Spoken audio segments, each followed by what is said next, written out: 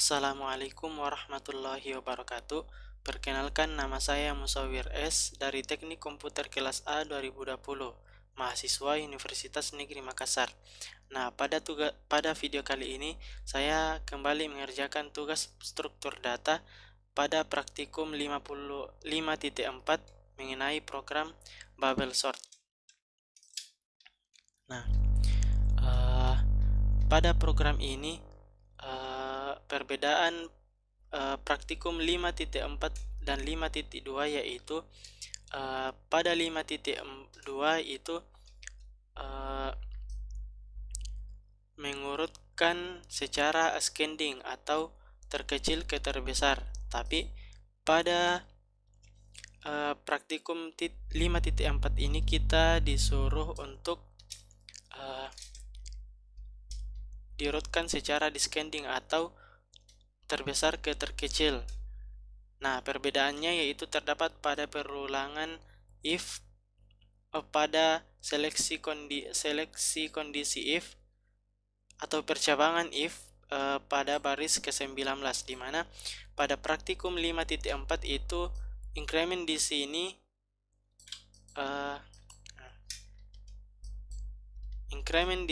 itu lebih besar dari ini, tapi karena di sini kita akan mengurutkan dari yang terbesar ke terkecil, maka incrementnya kita ubah menjadi kecil dari R ini. Sekarang untuk membuktikannya yaitu kita run. Misal kita memasukkan angka 3 dan masukkan angka 2, 3, dan 4. Maka ini akan diurutkan secara descending, yaitu mulai dari terbesar ke terkecil. Nah, pada program ini hanya memiliki satu fungsi, yaitu fungsi utamanya yaitu integer main, dan pada baris ke-6 yaitu pendeklarasian variabel n, i, r dengan panjang elemen sebanyak 50, variabel j, dan temp, di mana ini semua sama-sama bertipe data integer. Nah, pada baris ke-7 itu menampilkan output masukkan jumlah elemen. Kemudian pada baris ke-8 ini kita disuruh untuk memasukkan angka yang akan dimasukkan nanti ke dalam variabel n.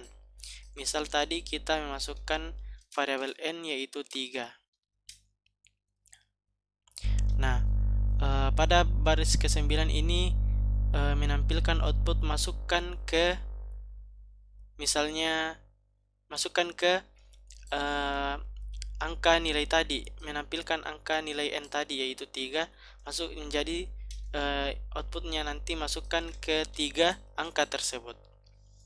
Nah, pada baris ke-10 yaitu terdapat perulangan for di mana nilai awal i yaitu 0 dan terdapat seleksi kondisi i kecil n, di mana apabila kondisi ini bernilai false maka program akan menuju ke sini, dan apabila true maka ini akan dieksekusi, perintah ini akan dieksekusi. Nah, sekarang i-nya sekarang adalah 0 dan n-nya tadi 3 ini. Nah, apakah 0 kecil dari 3? Jawabannya benar, maka ini akan dieksekusi. Nah, sekarang kita disuruh untuk memasukkan sebuah angka yang akan dimasukkan nantinya ke dalam RI atau indeks KI, tergantung ini. Nah, sekarang kita memasukkan angka yang akan dimasukkan ke dalam indeks K0. Tadi kita memasukkan angka 1. Nah, sekarang kembali ke perulangan for tadi, terdapat increment i++. Nah,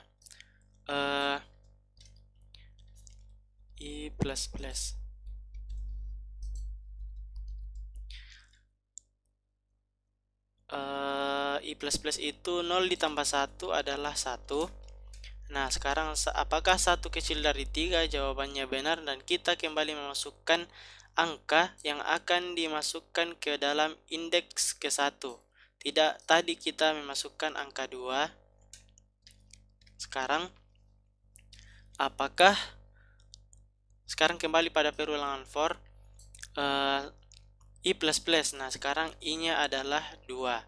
Apakah 2 kecil dari 3? Jawabannya benar, maka ini kembali dieksekusi, dan kita kembali memasukkan angka yang akan dimasukkan ke dalam indeks kedua, indeks kedua atau R2. Tadi kita memasukkan angka 3. Nah, kembali pada perulangan for increment I++ itu sekarang I-nya adalah 3. Apakah 3 kecil dari 3? Jawabannya adalah salah. Maka sekarang langsung menuju pada baris ke-15, yaitu menampilkan output penyortiran array menggunakan bubble sort. Nah, sekarang pada baris ke-16 itu terdapat perulangan for di mana I merupakan nilai awalnya yaitu 0 dan seleksi kondisi I kecil n dikurang 1. Apabila ini bernilai false, maka langsung menuju pada baris ke-28, dan apabila ini bernilai true, maka akan mengeksekusi perintah pada baris ke-18 sampai baris ke-16. Nah, apabila itu bernilai true, maka ini akan dieksekusi. Nah, sekarang pada baris ke-18 ini terdapat kembali perulangan for di mana nilai awal J yaitu 0 dan seleksi kondisi yaitu J kecil n dikurang I dikurang 1. Apabila ini bernilai false, maka langsung kembali menuju pada perulangan for ini pada baris 16. Apabila bernilai true, maka perintah ini akan dieksekusi.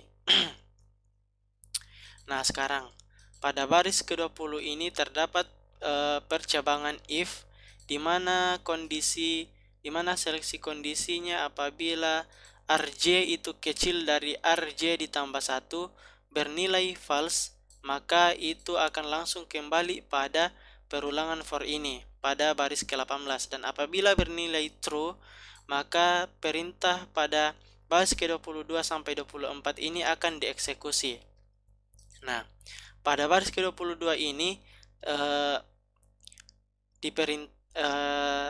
terdapat nantinya nilai pada Rj dan akan ditugaskan masuk pada variabel temp.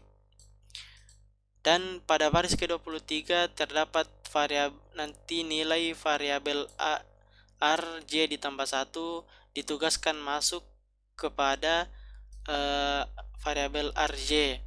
Dan pada baris ke-24 ini mempunyai nilai temp dan akan dimasukkan pada variabel Rj tambah 1.